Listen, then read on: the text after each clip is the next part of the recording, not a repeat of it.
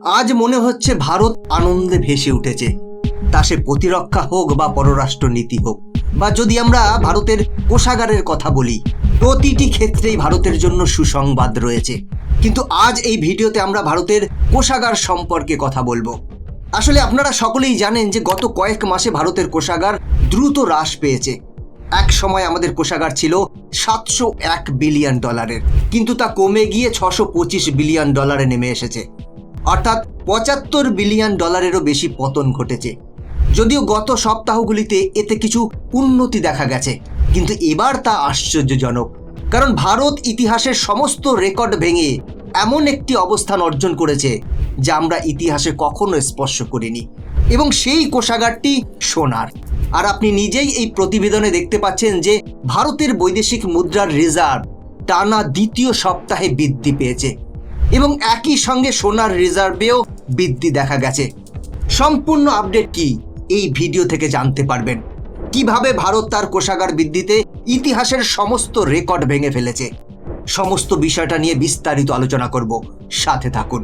বন্ধুরা, ভিডিওটা শুরু করার আগে আপনাদের কাছে একটি ছোট্ট অনুরোধ, ভিডিওতে একটি লাইক দিয়ে চ্যানেলটিকে সাবস্ক্রাইব করে রাখুন, যাতে এরকম গুরুত্বপূর্ণ ভিডিও সবার আগে আপনার কাছে পৌঁছয়।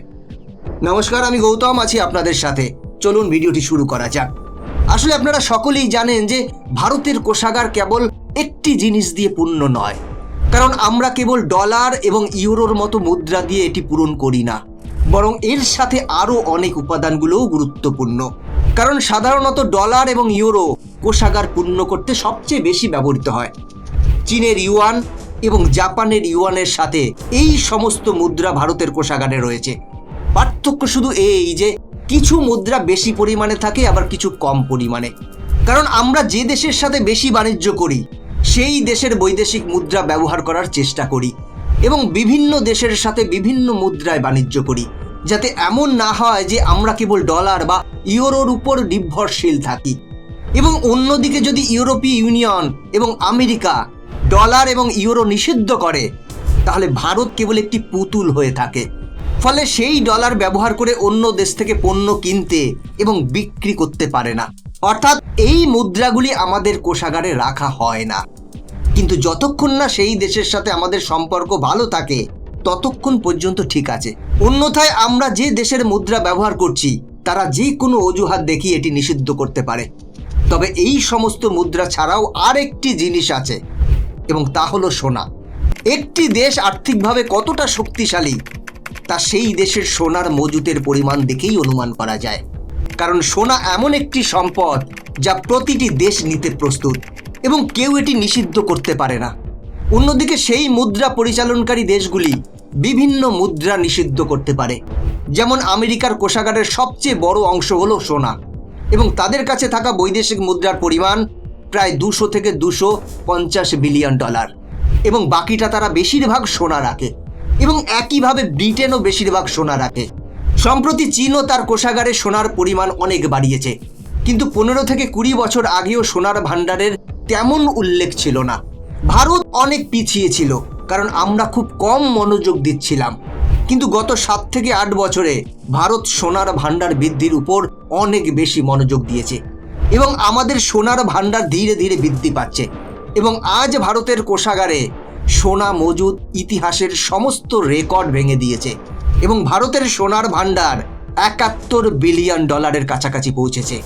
এবং আপনি অনুমান করতে পারেন যে এই পরিমাণটি কত বড়, যে আপনি নেপাল, শ্রীলঙ্কা, ভুটান এবং মায়ানমারের মতো দেশের মোট অর্থনীতি কিনতে পারে। এবং আপনি জেনে অবাক হবেন যে এই পৃথিবীতে 100টিরও বেশি দেশ আছে যাদের অর্থনীতি ভারতের কাছে থাকা সোনার পরিমাণের সমানও নয়। এবং আশ্চর্যজনক বিষয় হলো যে ভারতে কেবল সোনার মজুতি বৃদ্ধি পেয়েছে তা কিন্তু নয়, বরং এখন মোট কোষাগার বেড়ে $631 বিলিয়ন দাঁড়িয়েছে, যা একটি দুর্দান্ত বৃদ্ধি। কারণ গত কয়েক মাস ধরে কোষাগার ক্রমশ হ্রাস পাচ্ছিল, কিন্তু এই সপ্তাহে কোষাগার অনেক বেড়েছে, এবং এইভাবে আমরা আগামী সপ্তাহগুলিতেও আমাদের কোষাগার বৃদ্ধি করতে পারবো। তবে হ্যাঁ, এটা অবশ্য ঠিক যে ডলারের বিপরীতে ভারতীয় টাকার দাম অনেকটা পড়েছে, কিন্তু এটি একটি বিশ্বব্যাপী প্রবণতা, অর্থাৎ কাউকে দায়ী করা যাবে না। কারণ ট্রাম্প আমেরিকার রাষ্ট্রপতি হওয়ার পর থেকে কেবল ভারত নয়, সমস্ত দেশের মুদ্রা ডলারের বিপরীতে অনেক কমে গেছে। কারণ ট্রাম্পের নীতি এমন যে ব্রিটেন, চীন, জাপান, রাশিয়ার মুদ্রা ক্রমাগত পতনশীল এবং ভারতীয় টাকার দাম 90 থেকে 91 যেতে পারে। কারণ আমেরিকার এই নীতিগুলির সাথে প্রতিযোগিতা করতে সমস্ত দেশগুলির আরও কয়েক মাস হয়তো সময় লাগবে এবং সেটা জুন বা জুলাই মাস হতে পারে। এবং এমন নয় যে ভারতীয় টাকার পতনের কারণে ভারত কেবল ক্ষতির সম্মুখীন হচ্ছে, বরং ভারতের কোম্পানিগুলিও রপ্তানিতে লাভবান হচ্ছে।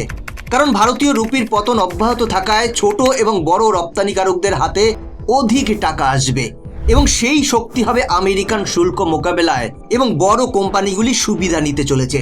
কারণ আমেরিকা ভারতীয় পণ্যের উপর 5 থেকে 10% শুল্ক আরোপ করলেও ভারতীয় রপ্তানিকারকরা তাদের মার্জিন কমাতে সক্ষম এবং ডলারের দর দিয়ে এর ক্ষতিপূরণ দেবে, যার ফলে আমেরিকায় ভারতীয় পণ্যের দাম বাড়বে না এবং পুরনো হারে বিক্রি হবে এবং আমেরিকার ভারতীয় পণ্যের উপর শুল্ক আরোপ অকার্যকর প্রমাণিত হবে।